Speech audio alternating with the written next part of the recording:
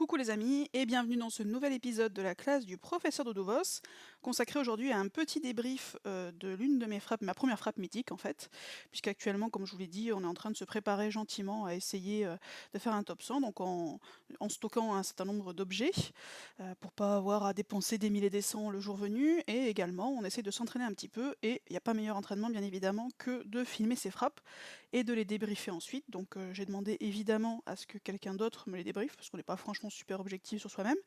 Mais voilà, je vais vous faire quand même une petite vidéo avec mon propre débrief, pour vous expliquer aussi les choix que j'ai faits, pourquoi j'ai fait, enfin mon cheminement de pensée, comme je le fais toujours. Bon ou mauvais du reste, hein, voilà, mais en tout cas, je vais vous expliquer le pourquoi du comment. Avant toute chose, quand même, je voulais juste vous dire juste quelque chose qui a pas grand-chose à voir avec cette vidéo-là, mais plus largement avec la chaîne.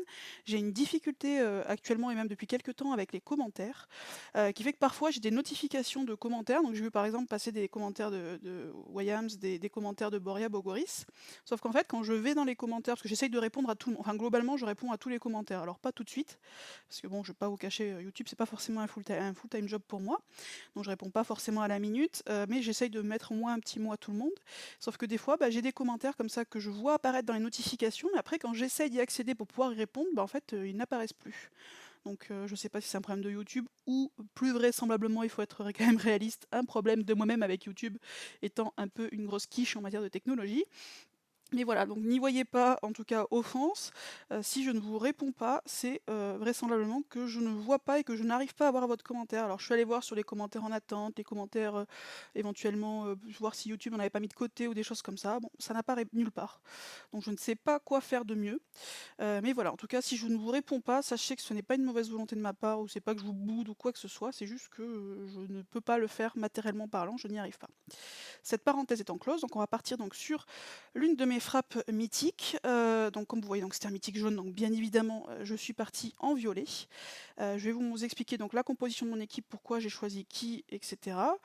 Bon, Sergueï évidemment, alors ça, voilà, je vous cache pas que Sergueï c'est évidemment enfin c'est un très très bon héros pour ce type de titan, et d'ailleurs pour tous les titans de manière globale. Par contre, Sergueï, pardon, a une contrainte assez importante, c'est que du coup on est obligé de l'utiliser en charge 1 et en charge 2, en tout cas moi, puisque je n'ai pas, j'ai pas d'autres gros boosters à part Wu, mais qui était Wukong, mais qui était pas forcément très utile. Donc là, ma difficulté à moi, c'était de l'utiliser, enfin d'arriver plutôt à l'utiliser à la fois en charge 1, puisqu'en charge 1 il y a des buffs élémentaires, et en charge 2, puisqu'en charge 2 c'est l'équivalent grosso modo d'Interlac. Donc voilà, grosse difficulté à ce niveau-là. Je vais vous expliquer après comment j'ai essayé de la gérer. Après, donc comment j'ai essayé de la gérer, je vais vous dire d'ailleurs tout de suite, parce que ça va expliquer après mon choix de rigueur derrière. J'ai pris en fait des grosses potions de mana pour lui. Pour pouvoir en fait justement le charger, sa charge 2 ou sa charge 1 au choix, quand j'en ai besoin. Parce que la difficulté, autant sur Titan classique, il pompe énormément de mana puisque on n'a pas non plus 36 tuiles, autant la difficulté sur Mythique, c'est que c'est l'inverse, on a beaucoup de tuiles.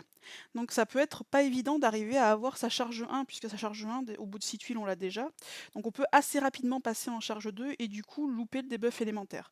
Donc c'est pour ça que j'ai pris du mana pour Sergueï. Vous allez voir comment du coup je gère d'ailleurs le tout début pour Sergueï.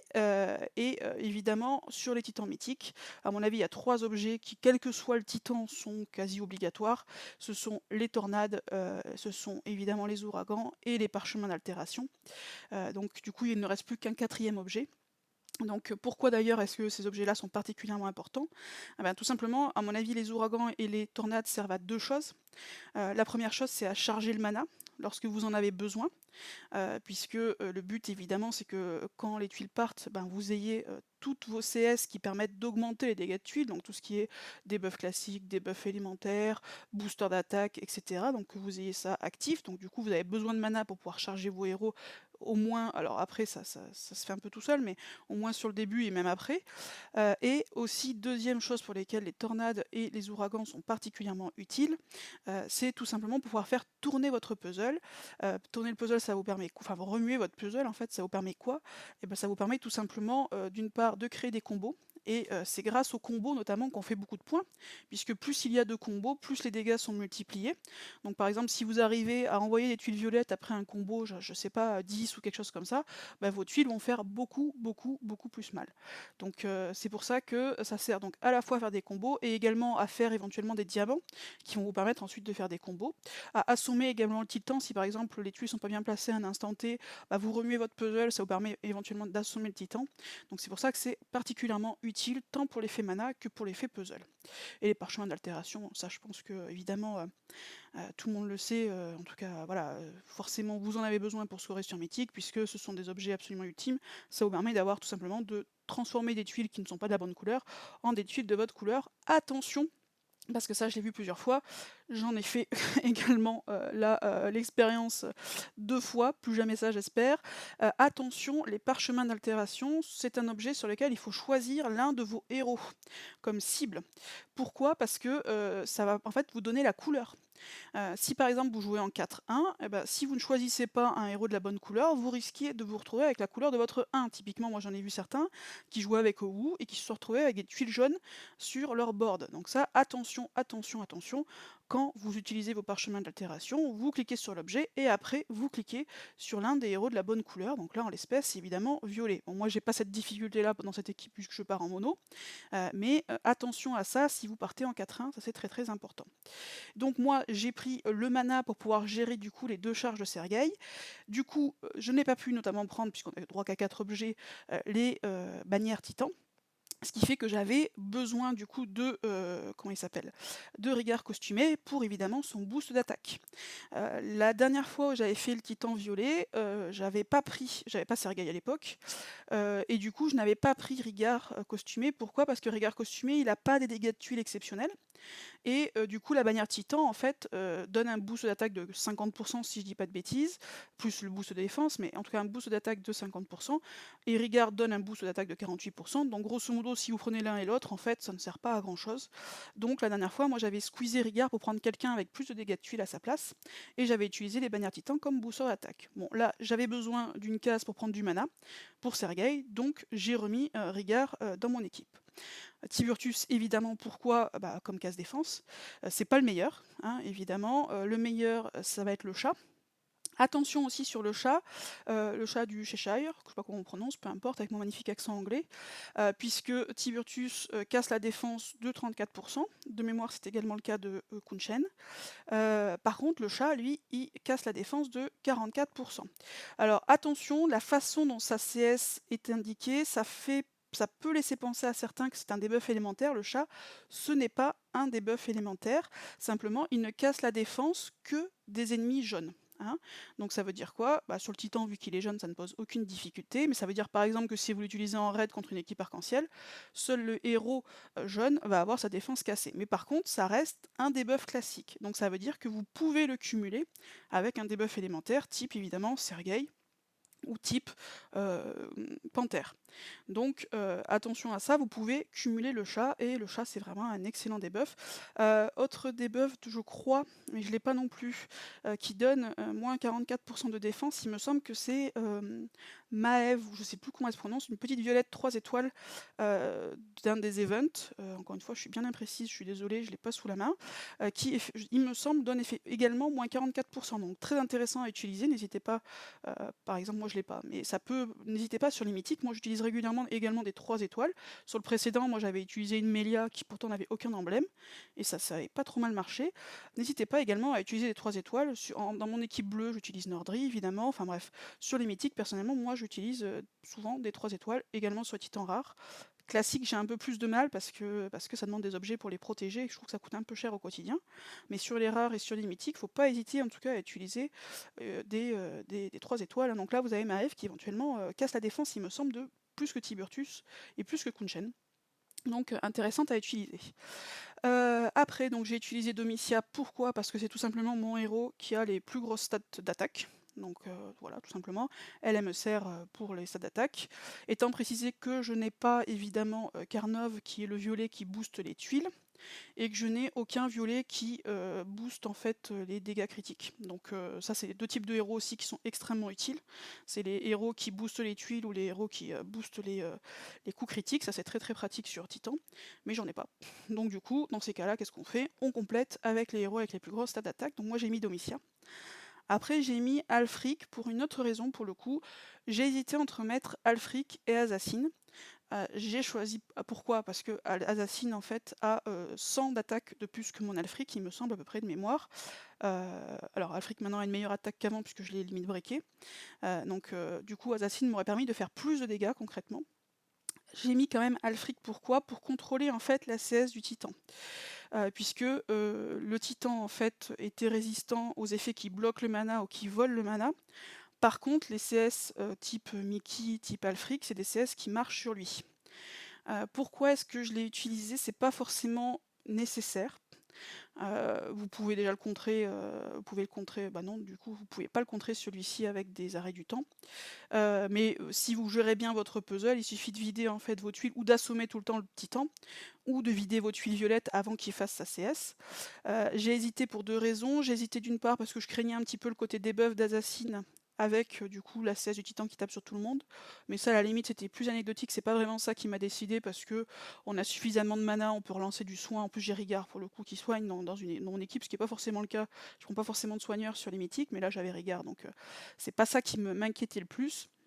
Ce qui m'inquiétait en fait, c'est la chose suivante, c'est que moi j'ai une difficulté sur Titan. Je trouve que les Titans en fait il y a 2 extrêmes. Alors il y a ceux qui gèrent très très bien leur frappe, et évidemment voilà. Après ceux qui ont le plus de difficultés, je trouve qu'il y a 2 extrêmes différents. Il y a un extrême sont ceux que moi j'appelle les bons élèves, et dont je fais partie, à savoir les gens qui passent beaucoup de temps en fait qui sont lents. Parce qu'en fait, ils réfléchissent beaucoup sur est-ce que c'est bon, mes CS sont actives, pas actives, qu'est-ce que je fais comme coup, quelle tuile je bouge pour faire quoi, etc. etc. Et c'est du coup des gens dont je fais partie qui sont lents en fait sur les titans mythiques, mais de manière globale, mais surtout sur les mythiques qui demandent plus de réflexion, je trouve, que les titans classiques. Et donc du coup, ça manque de rythme, ça manque de points, et ça voilà. Moi, ma difficulté, c'est que en fait, j'ai tendance à j'ai besoin en fait d'avoir du temps de cerveau, enfin j'ai besoin de pouvoir en fait déconnecter mon cerveau plutôt, pour pouvoir passer un peu en mode automatique. Je trouve que c'est comme ça en fait, à partir du moment où on a compris la technique, je trouve que c'est après comme ça qu'on arrive à progresser, c'est en fait en acquérant des automatismes. C'est-à-dire, voilà, je balance mes CS, je fais tourner mes tuiles, enfin bref, il faut essayer d'enchaîner en fait, d'avoir une certaine fluidité dans la frappe, et c'est ça je trouve qui permet après, une fois qu'on a bien compris, il faut d'abord assimiler la technique bien sûr, mais une fois qu'on l'a assimilé, ça peut se transformer du coup en automatisme, et après, ça nous permet en fait de mieux gérer notre puzzle, de mieux tout ça. Moi, la difficulté, je suis pas encore à ce niveau-là. Je me suis un peu améliorée. J'étais beaucoup plus lente avant, là maintenant je suis un petit peu plus rapide. Mais j'en suis pas encore à ce niveau-là. En plus, moi, dans cette équipe-là, j'avais Sergueï, que je craignais un peu comme, entre guillemets, me prenant du temps de cerveau, puisque il faut checker s'il y a sa charge 1 d'actif, sa charge 2, comment l'avoir, enfin bref. Je savais qu'il allait forcément monopoliser un peu de mon attention. Et du coup, j'avais peur que, en monopolisant mon attention, plus le puzzle, si je devais en plus gérer le mana du titan, je risquais grosso modo de louper des trucs. Donc j'ai préféré prendre Alfric en fait pour pouvoir me libérer un peu ouais, je sais pas comment dire ça en fait, de temps de cerveau, on va dire ça comme ça, pour pouvoir mieux gérer Sergueï et mieux gérer mon puzzle. Bon, après j'ai pas super bien géré mon puzzle au final, mais peu importe. Sergueï c'était pas trop mal, mais voilà. Donc j'ai pris en fait Alfric pour pouvoir me concentrer sur d'autres choses, parce que j'ai pas encore les automatismes suffisants sur le reste pour que ça passe. Donc ça c'est la première catégorie de gens, je trouve, c'est les gens qui sont un peu trop bons élèves, qui veulent tout faire parfaitement et qui du coup prennent trop de temps. Et ça manque de fluidité, ça manque de rythme dans la frappe. La deuxième catégorie de gens, c'est au contraire ceux que moi je qualifie des empressés. C'est-à-dire ceux qui, pour le coup, vont vouloir envoyer la sauce vite, vite, vite, vite, vite, et qui, du coup, vont pas forcément envoyer leurs CS dans le bon ordre, vont parfois envoyer des parchemins d'altération alors que toutes les CS sont pas actives. Donc ça, c'est voilà, c'est la deuxième catégorie de personnes. Donc à la limite, eux, je trouve, enfin, les premiers d'ailleurs et les deuxièmes, en fait, déjà, vous pouvez améliorer énormément votre frappe en la préparant. En la préparant un peu comme je viens de le faire là, c'est-à-dire je vous ai expliqué mes choix. Pareil, les positions de mes personnages sont choisies. J'utilise pas forcément le même positionnement sur Mythique que sur Titan classique. Pourquoi? Parce qu'il y a une particularité sur Titan Mythique, c'est qu'on utilise des ouragans. Les ouragans vont vous charger seulement 3 héros. Donc, contrairement où j'ai mes placements classiques sur Titan, voilà, où je place toujours mes... Moi, ce que je fais, c'est que je place mes héros de manière à déclencher mes CS de gauche à droite. Comme ça, c'est pareil, ça me fait gagner du temps, ça m'évite d'avoir à réfléchir sur, attendez, il faut que je clique sur celui-ci, puis celui-là, puis sur l'autre. Ça paraît rien, mais en fait, ça fait perdre quelques secondes. Et sur Titan, bah, quelques secondes, ça peut faire beaucoup de points. Donc, je classe toujours mes héros de gauche à droite. Comme ça, quand mes CS sont allumés, j'ai pas de scrupules, je balance mes CS sans même réfléchir dans l'ordre dans lequel elles sont. Sur Mythique, la petite particularité, c'est qu'il faut encore une fois grouper, puisque avec un ouragan, vous allez charger 3 héros, bah, il faut grouper les 3 héros qui vous sont le plus utiles pour faire des dégâts de tuiles. Donc moi, mes 3 héros dans ce cas particulier-là, c'est évidemment Sergei, Rigard et Tiburtus. Donc Sergei, encore une fois, pour le debuff élémentaire, ainsi que pour le gros booster d'attaque type Tarlac. Rigard donc pour le petit boost d'attaque et Tiburtus pour les debuffs. Donc c'est pour ça que j'ai mis ces trois-là à gauche, même si en général ce que je fais par exemple moi sur mon Titan classique, c'est que Domitia, je la mets à protéger, parce que là, typiquement, avec son effet, parce que Domitia protège contre le jaune, avec son effet, là, elle protège Alfric, qui en a pas forcément besoin parce qu'elle est super costaud, mais néanmoins, ça me permet d'aller de gauche à droite, encore une fois, sans réfléchir. Donc, vous voyez, que vous soyez bon élève ou pas, mine de rien, préparez votre attaque, y réfléchir en amont plutôt qu'y aller en mode bourrin, bah, ça vous permet, du coup, vous avez vos héros dans le bon sens, vous êtes sûr de balancer vos CS dans le bon ordre. Donc ça déjà, c'est très bien. Et une fois que vous avez balancé vos CS, là après, vous pouvez commencer à balancer vos parchemins, etc. etc. Bon, on va passer au début de la frappe. J'avais réfléchi également au tout début de ma frappe, justement, comment gérer Sergei, puisqu'il me faut, grosso modo, avant de pouvoir lancer, il me faut 3 charges, puisqu'il me faut une charge 2 et une charge 1. Donc je l'ai résolu de la manière suivante. Je vous cache pas que j'ai joué un petit peu la lâcheté puisque d'autres personnes qui avaient Sergei ont joué avant moi dans mon équipe et du coup on a eu des retours, donc ça m'a permis de choisir un peu comment jouer ça, sachant que moi ce que je fais c'est que je fais toujours mes mythiques, mon mythique je le fais en général tout à la fin, je le fais dans la soirée du mardi grosso modo et je fais toutes mes frappes d'affilée. Pourquoi? Parce que moi je suis plutôt un diesel en fait. D'ailleurs, encore une fois c'est le cas, je fais rarement ma meilleure frappe au tout début, ce qui est stupide puisque au tout début c'est la seule fois où vous avez plus 20% sur vos héros. Sauf que moi j'ai un temps en fait pour me mettre dans le bain quoi. Donc du coup, en général ma meilleure frappe c'est souvent la deuxième ou la troisième. Là en l'occurrence ça a été la troisième. Parce que le Titan classique, Titan mythique et Titan classique, c'est pas tout à fait pareil. Il est pas, vous avez les observateurs en plus, vous avez le puzzle n'est pas le même, puisque vous avez notamment à droite et à gauche, il n'y a plus de trous.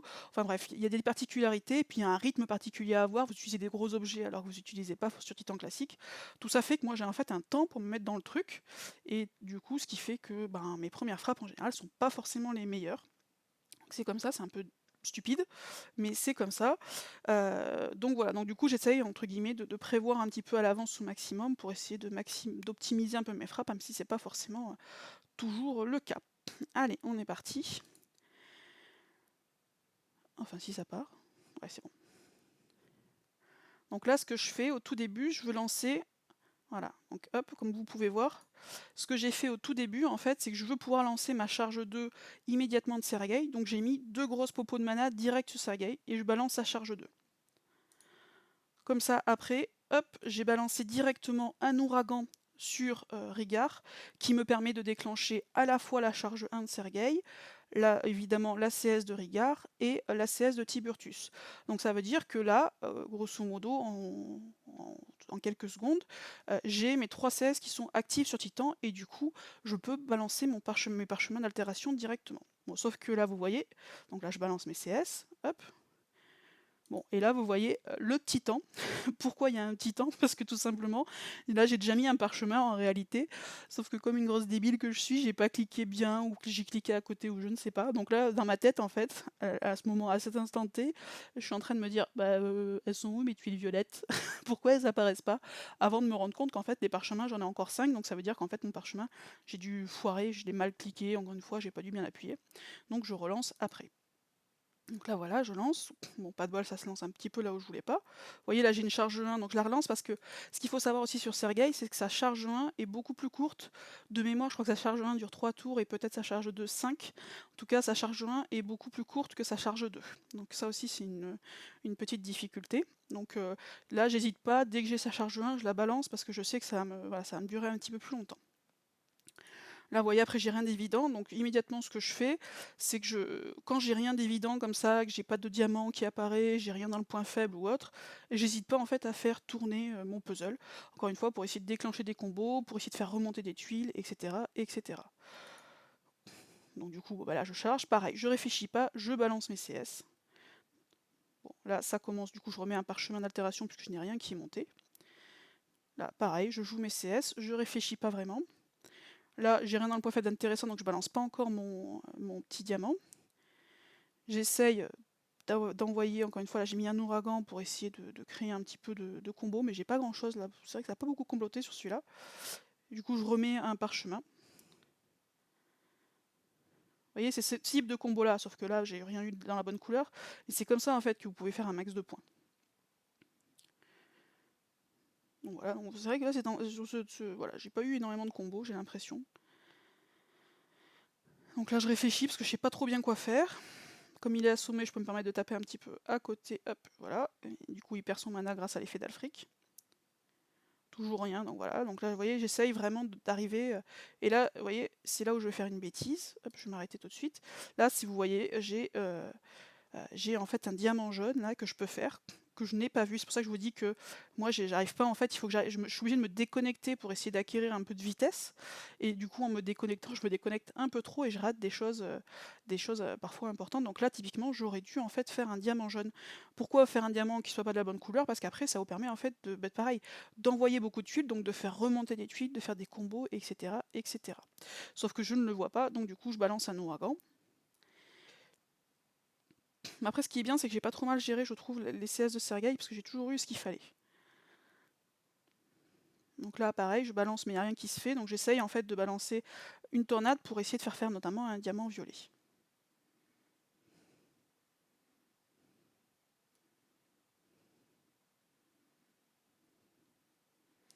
Là, pareil, je crois que j'ai fait une méga boulette, si je dis pas de bêtises. Voilà, là j'avais 3 tuiles violettes dans le point faible. Donc typiquement, ça, mine de rien, 3 tuiles dans le point faible avec full toutes mes CS d'active, c'est beaucoup de points. Et bim, comme une idiote, parce que je ne l'ai pas vu, je remélange mon puzzle. Donc ça, typiquement, là, honnêtement, rien que sur ça, ça paraît idiot, c'est pas grand-chose, ça paraît pas grand-chose. Sauf que comme ça, en fait, je perds beaucoup de points.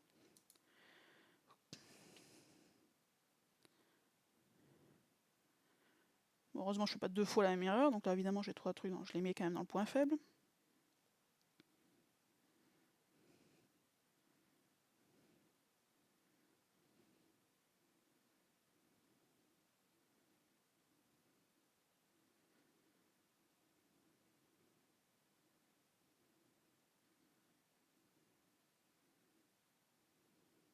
Bon, là, on est sur la fin, donc on essaye de faire un max de points avant que ça s'arrête. Et vu que j'ai plus de tornade pour faire tourner, ben, je fais ce que je peux, grosso modo, avec ce que j'ai. Donc voilà ma frappe. Donc bon, voilà, une frappe qui est clairement, bon, que je trouve quand même correcte. Évidemment, sans Sergueï, j'aurais jamais fait ça, hein, soyons très clairs. Donc c'est une frappe qui est pas mauvaise. J'ai pas l'impression d'avoir eu un puzzle de dingo. Je pense que j'ai plutôt eu un puzzle, on va dire, pas hyper bon. Bon, qui était pas dégueu non plus. De toute façon, dès lors que vous utilisez des parchemins d'altération, le puzzle, entre guillemets, c'est vous qui le créez, hein. Donc c'est pour ça que, évidemment, si vous avez un bon puzzle, ça maximise vos points, mais malgré tout, les parchemins d'altération permettent quand même de faire de bonnes frappes, même si vous n'avez pas un puzzle super.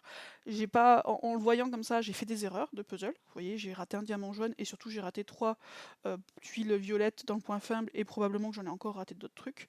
Voilà, donc une frappe qui est largement améliorable.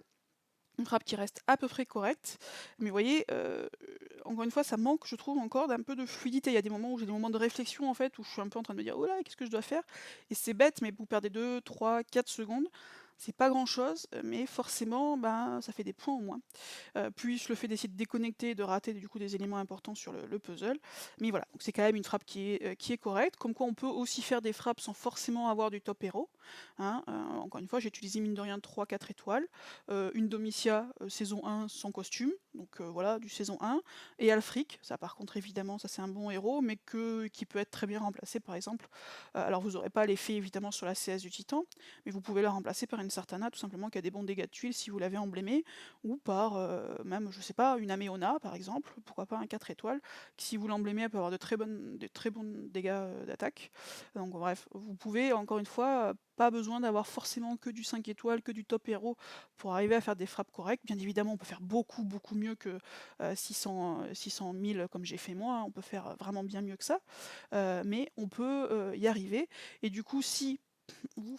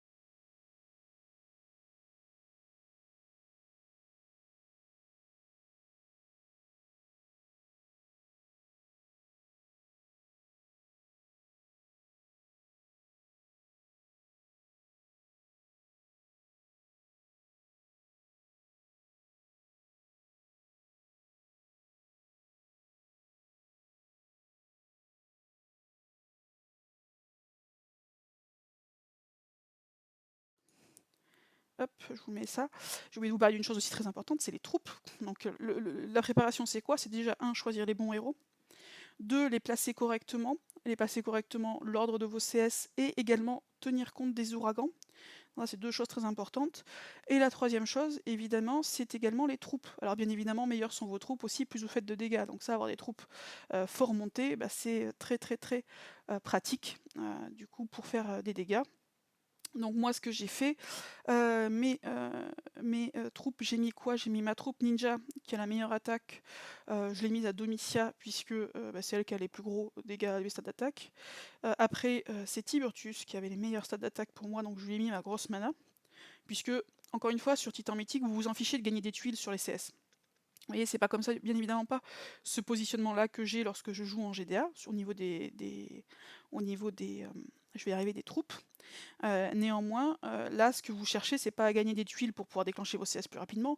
Ça, à la limite, c'est pas un problème. Vous utilisez tellement de tornades, tellement d'ouragans, tellement de parchemins d'altération que le mana coule à flot quand vous faites des mythiques. Donc ça, vous vous en fichez en fait. Là, ce que vous voulez en fait, c'est mettre notamment mettre je vais y arriver, les troupes qui donnent le plus de bonus d'attaque, les mettre aux héros notamment qui ont les plus grosses stats d'attaque. Donc là voilà, la ninja sur Domitia, mon Tiburtius a un peu plus de 800 d'attaque en version non costumée. Ça aussi, faites attention. Par exemple pour Tiburtius, moi ma version costumée a une moins bonne attaque que ma version non costumée. Donc du coup je le mets non costumé. Mais ça aussi, il faut vérifier. Mine de rien, ça paraît pas comme ça, mais entre Tiburtius costumé et Tiburtius non costumé, je dois avoir, je sais plus, quelque chose comme 30 ou 40 points d'attaque de différence. Ça paraît rien, mais mis bout à bout, c'est ces petites choses-là en fait qui font que vous allez maximiser vos dégâts. Donc voilà, après j'ai Sergei parce que Sergei je l'ai emblémé. C'est pas tant un héros que j'utilise que ça en GDA, par contre j'utilise beaucoup sur Titan, donc je l'ai plutôt emblémé attaque. Donc du coup, je lui ai mis ma troupe 11 de mana.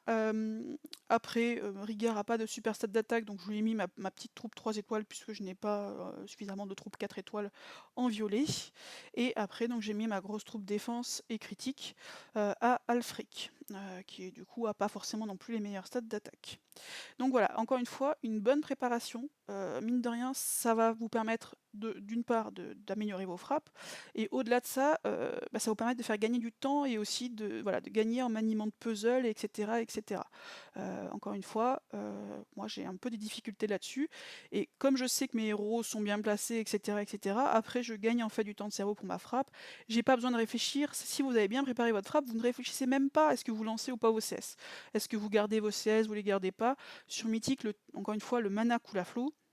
Vous avez de quoi déclencher normalement vos CS, donc du coup vous ne réfléchissez pas et vous les balancez dans l'ordre de gauche à droite. La seule difficulté c'est si vous avez OU, mais même là, moi avant du coup je réfléchissais beaucoup parce que j'avais OU justement en me disant il faut que j'attende que l'effet de OU se dissipe pour balancer mes cases défense, etc. etc.